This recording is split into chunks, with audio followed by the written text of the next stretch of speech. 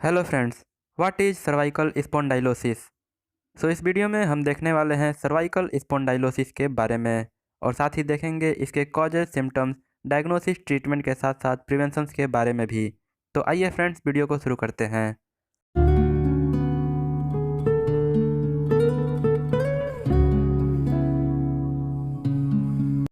Friends, spine यानी कि रीढ़ की हड्डी में जो ऊपरी बोन यानी कि जो गर्दन वाले हिस्से में बोन होता है उसको सर्वाइकल बोन बोला जाता है। तो वहीं से यह सर्वाइकल वर्ड आया हुआ है। साथ ही स्पॉन्डाई का मतलब होता है स्पाइन और लोसिस का मतलब होता है प्रॉब्लम। स्पाइन के सर्वाइकल हिस्से में हुए प्रॉब्लम को सर्वाइकल स्पॉन्डाइलोसिस कहते हैं। इस कंडीशन में स्पाइन के सर्वाइकल हिस्से में मौजूद डिस्क में डीजनरेशन यानी कि टूट फूट होने लगता है, जिसके बाद यह कंडीशन डेवलप होता है। इस कंडीशन को सर्वाइकल ओस्टियोआर्थराइटिस या फिर गर्दन का अर्थराइटिस भी कहते हैं। यह कंडीशन सर्वाइकल वर्टिब्राज के कार्टिलेज के टूटने के कारण डेवलप होता है, जिसके बहुत सारे कारण हो सकते हैं, जिसके बाद फिर कई तरह के सिम्टम्स देखने को मिलते हैं। वैसे तो यह कंडीशन किसी भी एज में देखा जा सकता है, लेकिन मोस्टली यह कंडीशन 60 वर्ष की उम्र के बाद देखा जाता है। कॉजेज की अगर हम बात करें तो शरीर में एक उम्र के बाद सारे सेल्स का डेवलपमेंट और फंक्शन कम हो जाता है, जिसके बाद फिर शरीर में कई तरह के फिजियोलॉजिकल चेंजेस देखे जाते हैं, जिसके कारण कई तरह के कंडीशंस डेवलप होते हैं। डिहाइड्रेटेड स्पाइनल डिस्क की अगर हम बात करें तो शरीर में एक उम्र के बाद साइनोवियल फ्लूइड कम होने लगते हैं, जिसके बाद फिर जॉइंट्स में बोन के कार्टिलेज आपस में घिसने लगते हैं और फिर उनका डिग्रेडेशन होने से कई तरह के प्रॉब्लम्स डेवलप होने लगते हैं, जिनमें से एक सर्वाइकल स्पॉन्डाइलोसिस भी होता है। बोन स्पर की अगर हम बात करें तो डिस्क के डीजनरेशन से स्पाइन में बोन का एक्स्ट्रा अमाउंट प्रोड्यूस हो जाता है, जिसके कारण इस तरह का कंडीशन डेवलप हो जाता है। कई बार बोन स्पर के कारण नर्व रूट के ऊपर प्रेशर आने लगता है, जिसके कारण फिर कई तरह के सिम्टम्स देखे जाते हैं। कई बार हर्निएटेड डिस्क यानी कि डिस्क के अपने नेचुरल प्लेस से मूव हो जाने के कारण इस तरह का कंडीशन डेवलप हो जाता है। साथ ही कई बार इंजरी, स्पेशली स्पोर्ट्स इंजरी, इस तरह के कंडीशन का कारण बनता है।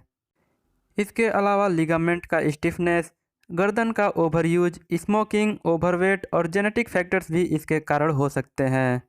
इसके अलावा गर्दन को एक ही पोजीशन में लंबे समय तक होल्ड करके रखना और मोटी तकिए का प्रयोग इसका कारण हो सकता है।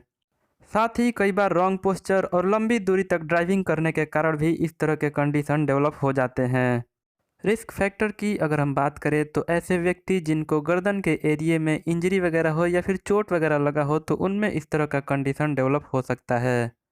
इसके साथ ही ऐसे व्यक्ति जो भारी वजन को उठाते हो, भारी वजन वाले काम करते हो तो उनमें भी इसका खतरा रहता है। इसके अलावा अपने गर्दन को एक ही अनकंफर्टेबल पोजीशन में होल्ड करके रखना या फिर एक ही मूवमेंट बार बार करने से यह कंडीशन डेवलप हो सकता है। साथ ही ऐसे व्यक्ति जिनका वजन ज़्यादा है और स्मोकिंग करते हैं तो उनमें भी इस तरह के कंडीशंस डेवलप हो सकते हैं। सिम्टम्स की अगर हम बात करें तो सबसे पहले इस कंडीशन में गर्दन के एरिए में दर्द, सूजन और स्टिफनेस देखी जाती है।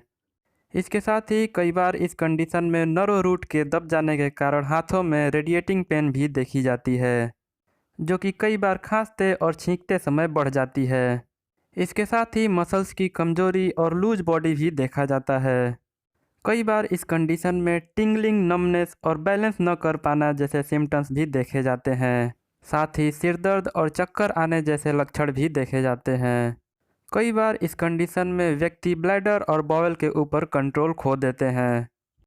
डायग्नोसिस की अगर हम बात करें तो सबसे पहले इस कंडीशन में कुछ फिजिकल एग्जामिनेशंस किए जाते हैं, जिसमें सबसे पहले गर्दन के एरिए के रेंज ऑफ मोशन की टेस्ट की जाती है।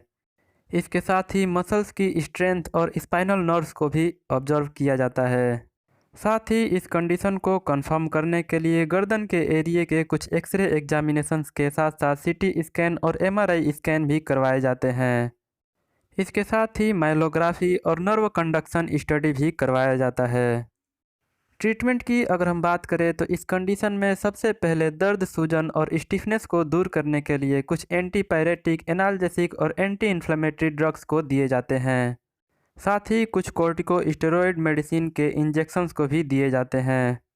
इसके अलावा मसल्स को रिलैक्स करने के लिए साइक्लोबेंजाप्रिन जैसे मेडिसिन्स को भी दिए जाते हैं। इसके साथ ही जैसे कि इस कंडीशन में नर्व कंप्रेस होने लगते हैं जिसके कारण इपिलेप्सी जैसे सिम्टम्स दिखते हैं, तो ऐसे में कुछ एंटी सीजर मेडिसिन्स के साथ साथ एंटी डिप्रेसेंट मेडिसिन्स को भी दिया जाता है।